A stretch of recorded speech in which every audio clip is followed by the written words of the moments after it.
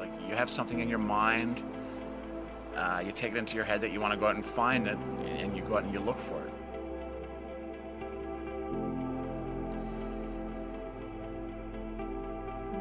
I first learned how to forage mushrooms through a friend of mine about a half a dozen years ago. I expressed interest in psychedelic mushrooms like psilocybin, and so she also shared that interest, and she brought up a certain kind of mushroom called chanterelles, and I never heard of the term, but I basically went out into the woods with a smartphone and just took some pictures of all the mushrooms that are out there, and I just sent the images to her, and she just gave me the yay or nay, and eventually I found the right kind. I would say that camping trips with my dad when I was quite young is what got me interested in it. He mentioned that he had a friend who could decipher which kinds of mushrooms you could and couldn't eat, and I just remember thinking that it was something that I wanted to eventually figure out. And it took me until I was in my late 20s to finally get around to it, but I'm glad I did. I like to forage golden chanterelles, winter chanterelles, and hedgehog mushrooms. One reason is because there is a commercial demand for them, so I sell them to local restaurants. And another reason is because I know for certain that they're safe, without a doubt. And so I don't worry about getting poisoned or dying or anything like that. So a typical day foraging, I'd get up quite early and I would pack a bag. I'd bring some rubber boots and a brush to clean the mushrooms and a pair of scissors to snip them. Maybe pack a lunch. Bring some bags to put them in, or maybe a basket at times, and just hop on my bike and just go to the trail and just go from there. Foraging mushrooms is kind of like a treasure hunt, so I would say the most fun part is to actually find that big patch of gold off in the distance, and sure enough, that's golden chanterelles. I would recommend finding somebody who knows what they're doing and just learn from them, listen to what they had to say. And then I would also definitely recommend getting some good books and do some reading and visit some good, websites. Just seek out, a variety of information. It's just very visually pleasing to be out in nature, away from the city and the concrete and the noise and all that. And it's also foraging, like you take something into your head and you say, I want to go find this thing, and you're out wandering around and you find these, this big golden patch of mushrooms, and it's like, well, that's what I'm looking for. And so it's just very satisfying to take something into your head and to go out and find it.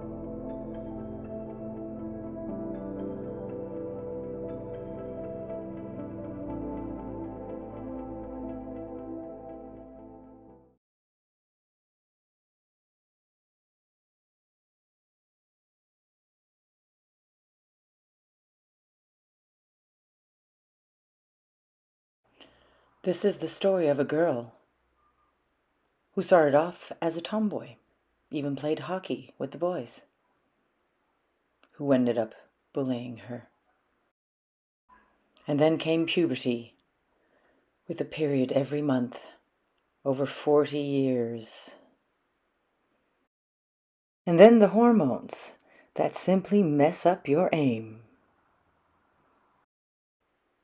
And the things you are always used to doing quite naturally, all of a sudden, you get explained how to do it, because you're a girl. And you don't get offered to play pool. Some guys arrive after you and end up playing immediately. Or they simply forget to invite you to come play with them. Then comes the worry. The fear about not being enough. Pretty enough. Nice enough.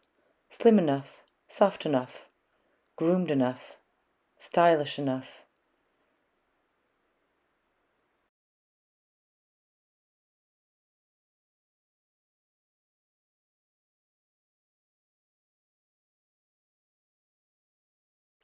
We're expected to have no hair at all, and so many options for shampoos. And there's the cost of having a vagina, with so many things to worry about. Am I pregnant? Should I have an abortion? Do I want children? Can I still have children? Then there's the little inequalities, like not getting offered a drink because you're a woman, or being told that you shouldn't eat that because it's fattening by a man twice your age, or being chosen to campaign because you're a woman to help them save a bit of money. And the famous mansplaining about issues they don't even know, even if it's a specialty of yours that you studied at university. And the household chores that you're expected to take care of because you're a woman.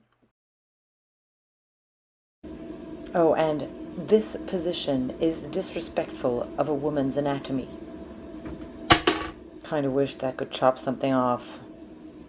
That organ that makes us women feel insecure at times, coming out of the train station, hoping to not be harassed.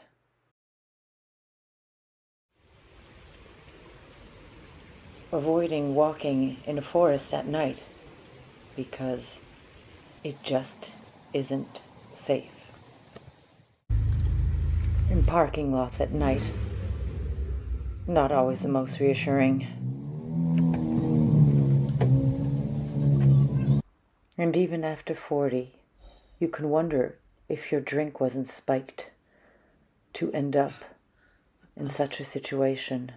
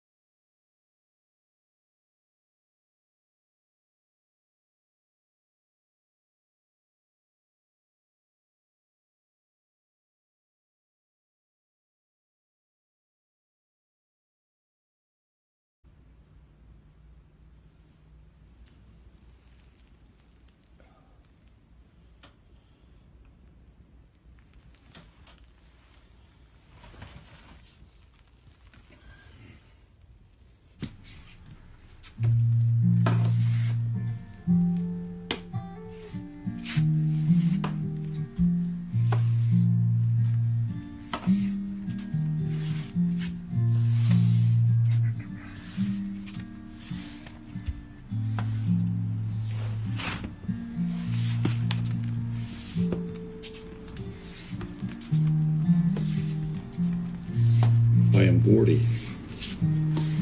All my life I've been an artist. In 2006, I began to show evidence of multiple sclerosis. Slowly, use of my right side began to fade. By 2012, I moved by dragging my right foot. I was no longer able to use my right hand to write, play fingerstyle guitar, play trumpet, or even paint. And there I stayed, dormant, until late September of 2018. I couldn't take it any longer. I had to have a creative outlet. I had to paint, but I knew that I couldn't do it with my right hand. So I decided to do it with my left. I assumed a pointillism style would be all that I could do, so I painted my first left-handed painting, Sophia, in that style. I placed her in a cloud of creation by painting 50,000 dots on that canvas, each dot representing a universe and each carefully placed one at a time with a small piece of wire dabbed into paint. Quickly I realized an interesting thing. Though I lacked the manual dexterity that I once had with my right hand, I had a much more direct connection to the creative right side of my brain through my left hand. I was shocked. Instead of a barrier being placed in my creativity, a barrier was removed. No longer did I have to think to create. Instead, I was released to feel, and my feelings were now able to just magically pour upon the canvas unimpeded. I did not suffer a loss by losing the use of my right side. Instead, I experienced a release, an opening up by using my left.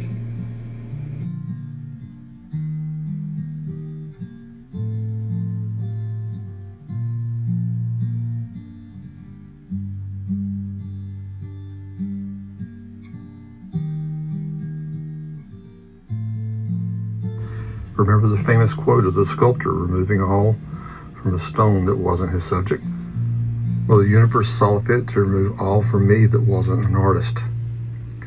Since that day, in late September 2018, 150 canvases have passed before me. I left my heart purely upon every one. I've got my destiny, I have my passion, I have my desire, and I am focused. Never again taking for granted the gift that I have. I have been refined, purified, enabled, emboldened. I am the artist. I am Gordy.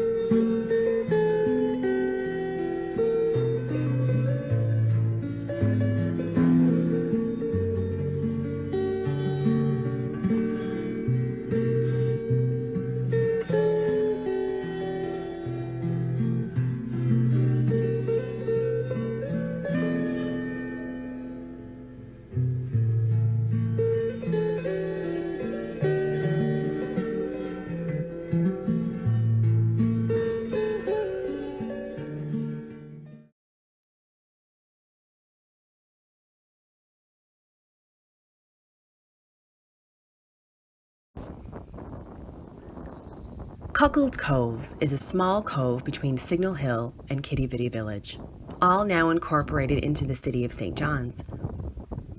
It was the landing site of 2 transatlantic cables in use for the Communications Cable Company in the early part of the 20th century. It's a lovely walk, and my favorite way to access the well-known Signal Hill is to start from near Cuckolds Cove, then head up the hill that way. But I was always struck by the name, cuckold. I have always hated that word.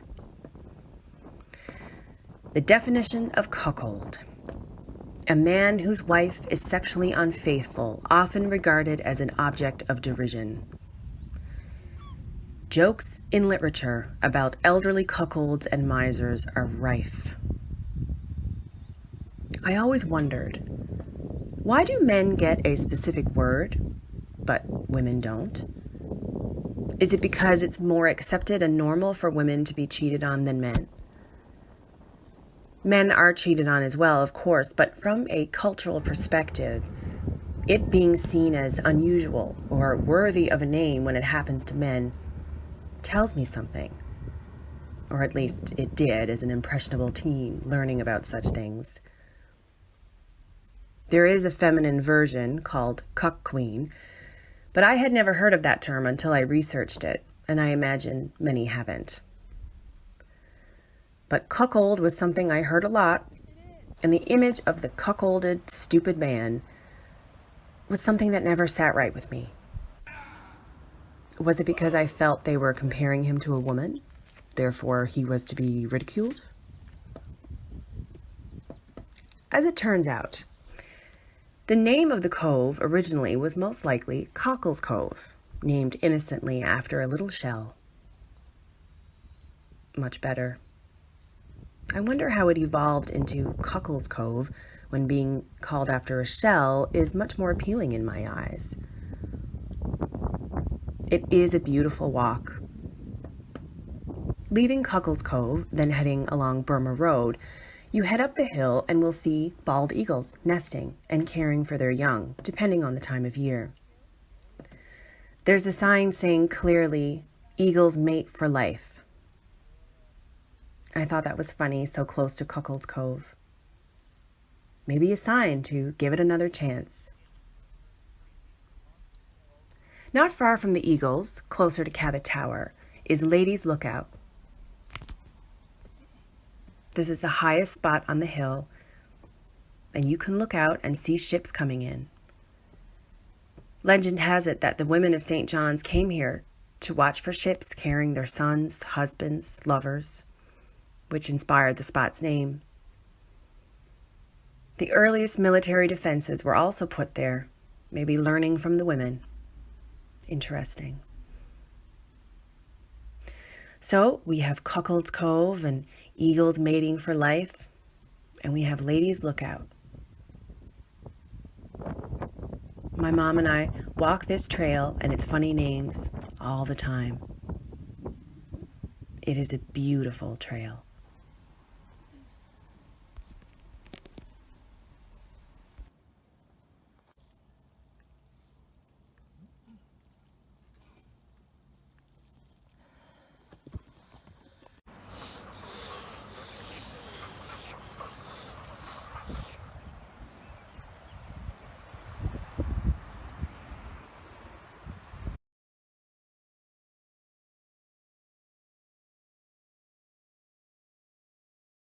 My name is Hayam Puyafar.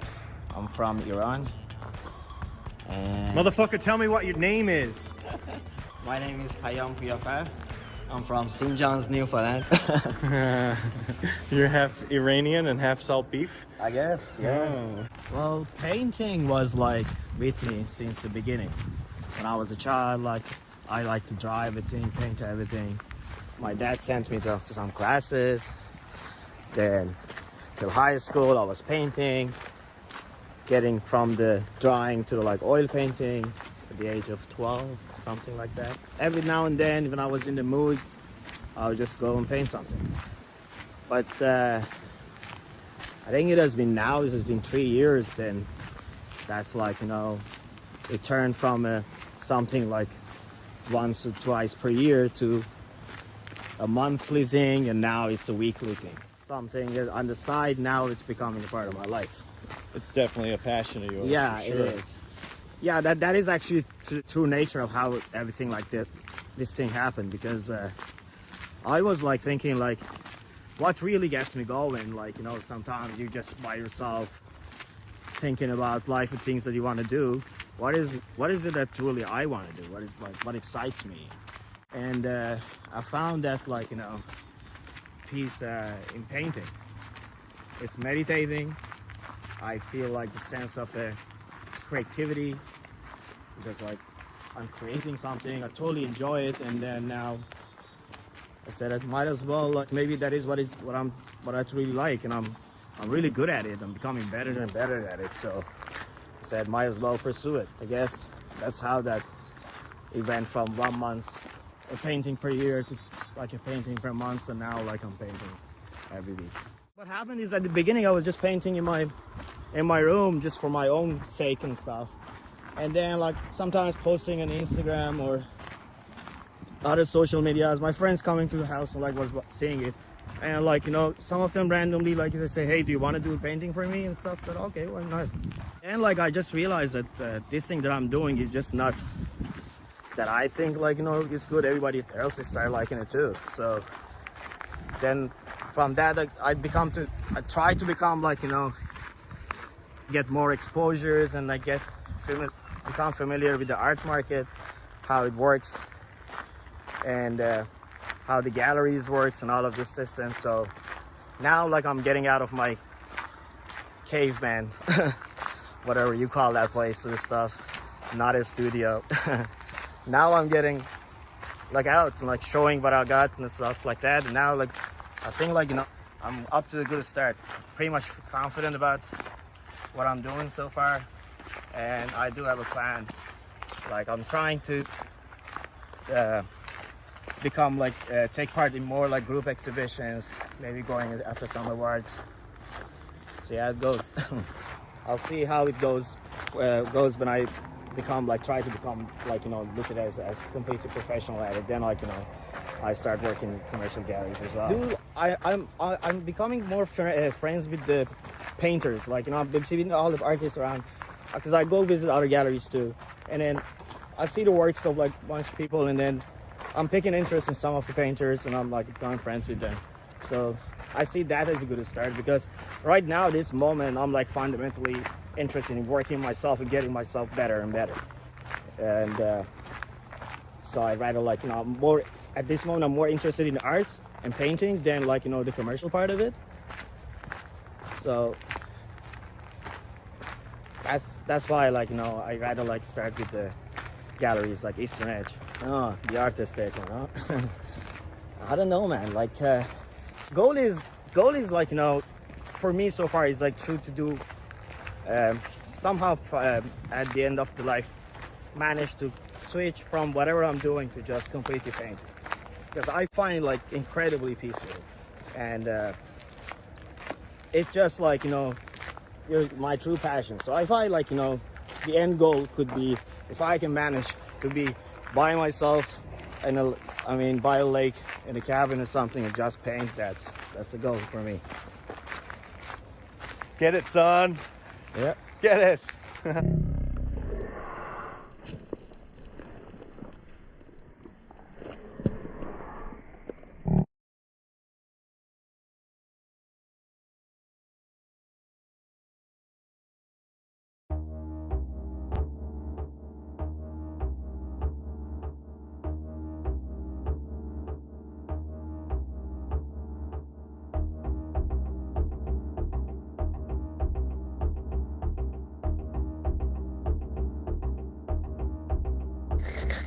The feral house, a phenomenon in which inanimate housebound objects come to life. Today, we seek out the rare and elusive opportunity to observe household furniture in its natural habitat, in the absence of human intervention. Let's take a look.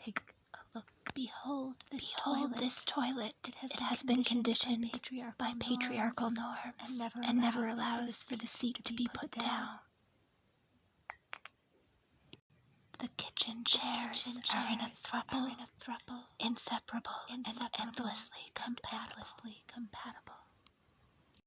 The piano feels underappreciated after years of neglect, but still plays for itself when the owners are away. Someday she'll be a real horse. The dishwares are overworked and tired of everyone arguing about whose turn it is to wash them. The closet is tired of hiding everyone's skeletons. Also, she's having an affair with the bathroom sink.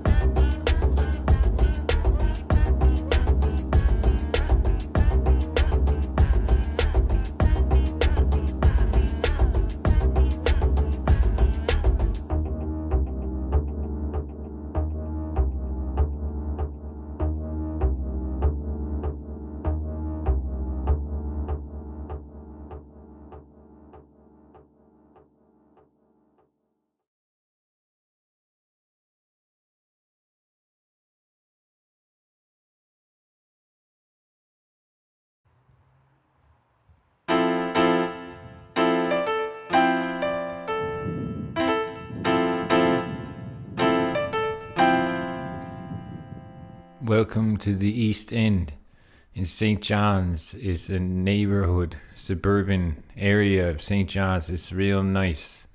It's got all sorts of nature and parks and nature parks. It's got walking trails like this one, and off the trails there's forests, and in the forest there are broken forts everywhere. You can find broken forts all over the place in the East End. Nice reminders of fun once had by folks in the past, and fun continues when you look at them. But what else do they have in the East End? They have garbage. There's lots of garbage here, all over the place. They leave more garbage all the time. Donations of garbage. These places get cleaned up, and then more garbage gets laid there by some sorts of critters produce this garbage. It's one of the features of the East End forests and whatnot. But this is a bit of a sad tale.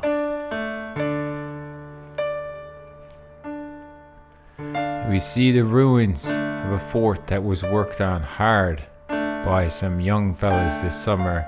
They had it made, it was huge. You could stand inside it and hang out. But disaster struck, and someone smashed it all up and tried to burn it down. And it's good that they didn't burn down the forest. But this was quite a sight in its day, and the fellas who made it, they did quite a job. But it's unfortunate that it got smashed by the garbage bandits. Garbage bandits are always around. They have this area here called the Kush box by some. They have this box. It's populated by the Raw River Gang. They're a gang that live here in the forest, and they like to stand around here and burn stuff, and they like to break stuff too.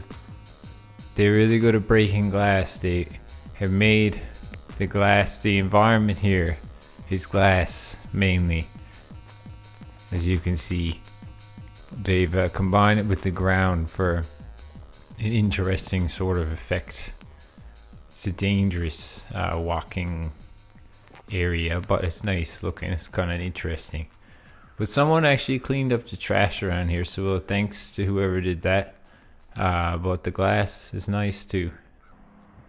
And across the bog though, you have some success stories. Sometimes there's success stories in the forest. This yeah, welcome. This is Richards. You can find Richards in the East End, open for business 24 hours a day. Richards, come on down, have a seat, look around, have a seat. You can have a drink, have something to eat. You can have something to smoke. No mask required. Come down to Richards. A great place for hanging out, fun for the whole family.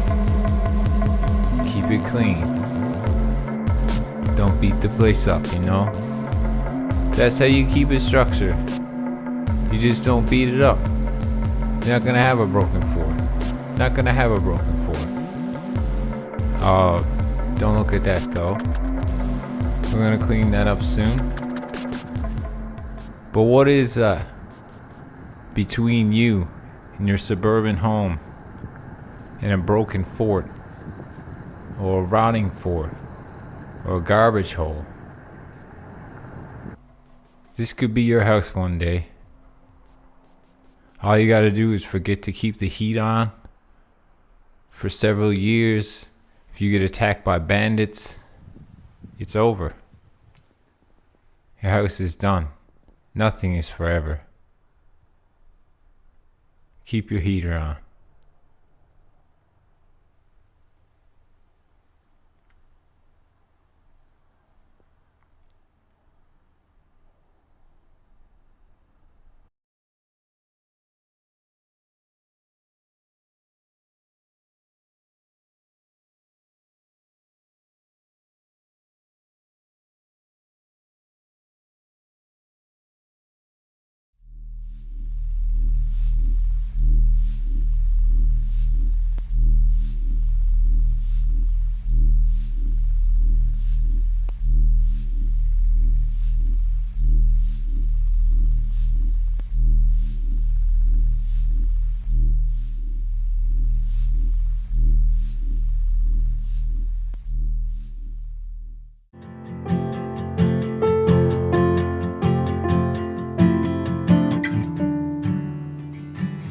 sentimental spaces, urgency,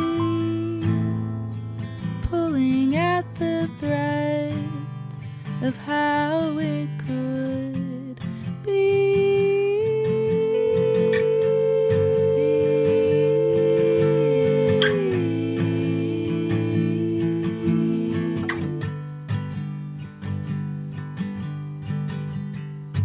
Oh, you're holding back when it really calls for reaching out, when it's on your lips but doesn't seem to leave your mouth. Oh, the softest light that kissed your skin when you're leaving home. It's the voice of the one that you want when you've been alone.